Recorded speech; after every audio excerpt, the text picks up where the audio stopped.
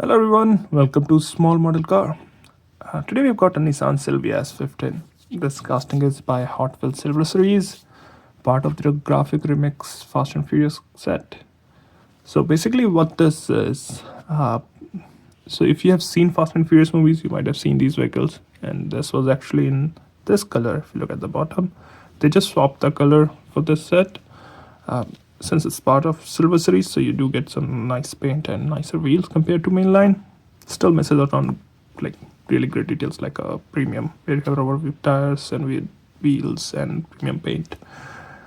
So it does look good. So let's open it up and see. Also have the rest of the cars for this set. The videos are already uploaded, so you can most probably watch it. I will put the link for the first 8 videos car at the top. So let's open it up and see how does it look. So here is the Nissan Silvia out of its box, and first thing you'll notice is obviously the paint job. Instead of what you see in the car in the movie, which is purple with orange decors on it, it's other way around. I think it still looks good. We're gonna start from the front. So in the front you got nice details. You have good painted headlamp. You got the Silvia badge, the lower grille again, which has openings, black openings in it. You also get the turn indicator. I don't think those are turn indicators. But yeah, you do get nice details in the front. You do get the nozzle for the windshield washer, both the mirrors, wipers, so good details altogether. Also, you can see the bumper is slightly modified. It's more of, racing type. Now, let's go to the driver's side. It's a GDM car, so the steering is on the right side, unlike North American car, where it's on the left side. So on the driver's side, again, you get nice details. You can see the body kit continuing. We talked about the paint. Wheels, you might have seen it on other Silver Series cars too, and I think it looks all right here. So, though I do like the 5-spoke design they have on one few of the Silver Series cars, that looks really nice.